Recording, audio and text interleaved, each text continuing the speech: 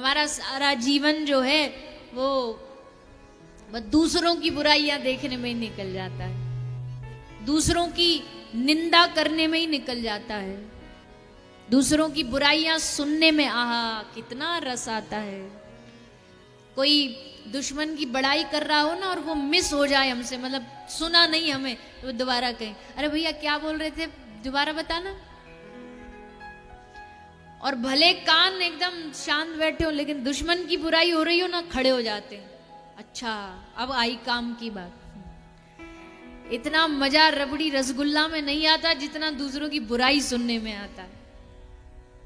मन खुश हो जाता, अच्छा उसकी बुराई हो रही है, ठीक। लेकिन महापुरुष कहते हैं कि नहीं, ये समय केवल चौराहे पर बैठ कर के ताश खेलने के लिए नहीं मिला है। बैठे रहते हैं वहां नुक्कड़ पर, चाय पीते पीते गप्पे लड़ाते रहते हैं, वो नेता ऐसा, फलाना प्रधानमंत्री ऐसा, ये वैसा, वो वैसा, उसी में समय बर्बाद करते रहते हैं। इस समय मिला है तो इसका सही उपयोग करो, इसका भजन में भी उपयोग करो, थोड़ा भगवान का नाम लो, भगवान की भक्ति करो। नहीं तो फिर हम और पशुओं में अंतर क्या रहा बताओ। पशु भी खाते, हम भी खाते, पशु भी सोते, हम भी सोते, पशुओं को भी बाल बच्चे होते, हमारे भी होते, पशुओं का भी घर होता, हमारा भी घर है। अंतर क्या है? अंतर यही है कि पशु भजन कर नहीं सकते, पशु कथा सुन नहीं सकते, पशु भगवान के नाम में हाथों से ताली बजा के कीर्तन नहीं कर सकते, पर ये सब हम कर सकते हैं। और फिर भी हम इससे चूक जाते हैं, तो फिर हम और पशुओं में अंतर नहीं बचेगा। अंतर रखना है तो यही अंतर रखना पड़ेगा कि भगवान का भजन करो।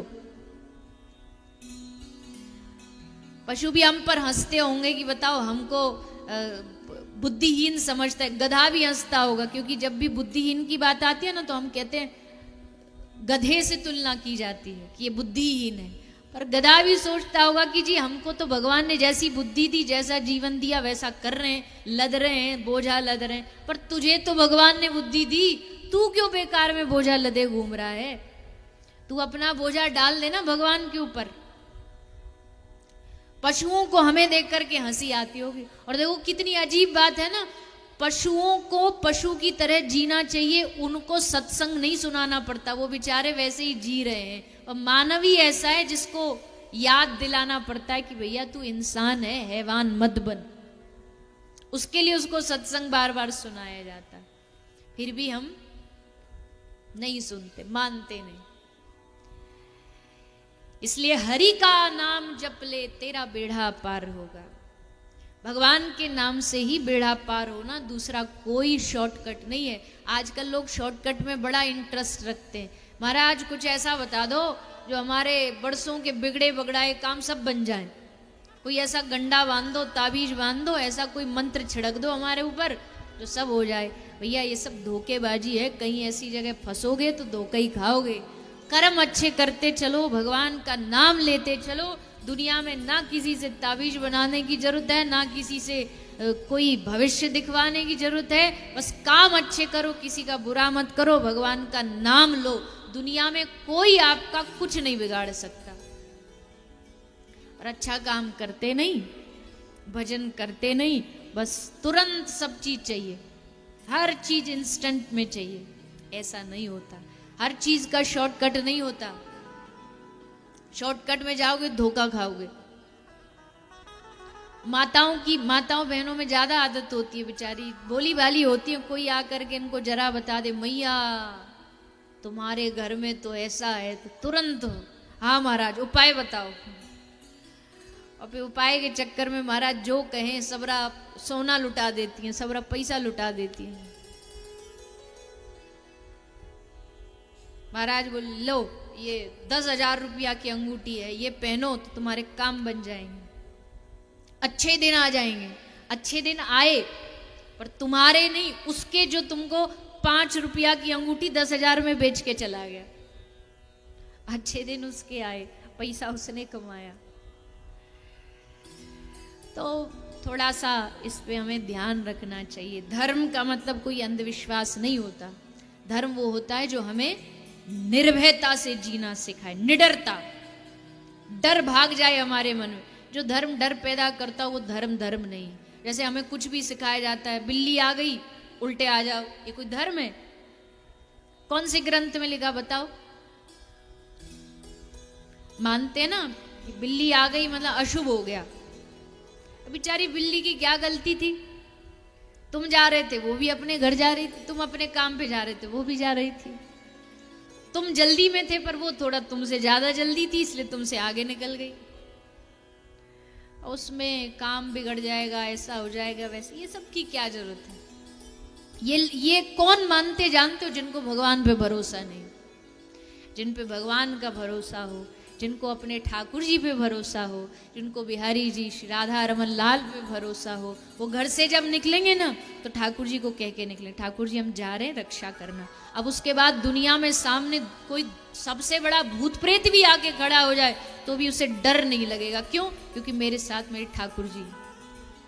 क्यों डरूं किसी से? क्या डरने की आवश्यकता मुझे?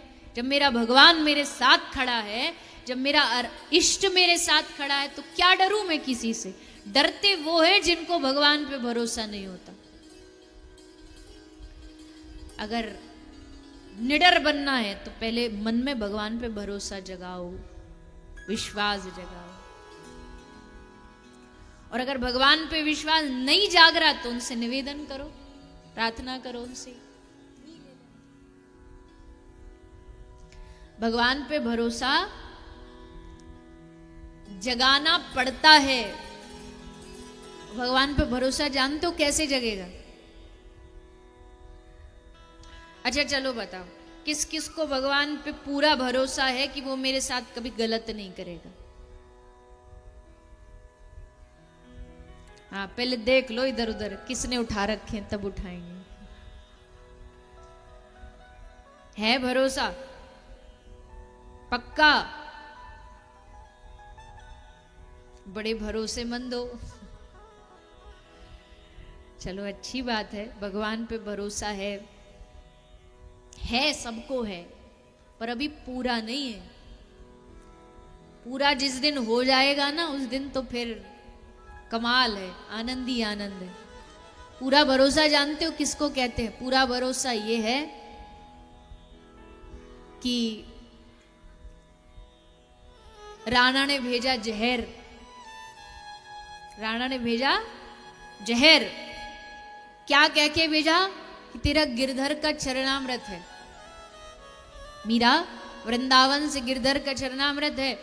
और जो मीरा की सखी वो कह रही है कि मीरा जी इसको पीना मत, पता है हमें ये राणा की कोई चाल है, इसमें कोई खतरा है, मत पीना। पर भरोसा किसको कहते, विश्वास किसको कहते? मीरा कहती कोई बात नहीं, जहर भी है तो क्या फर्क पड़ता है, मेरे गिरधर का है ना, ला लिया और उस विष को पी गई।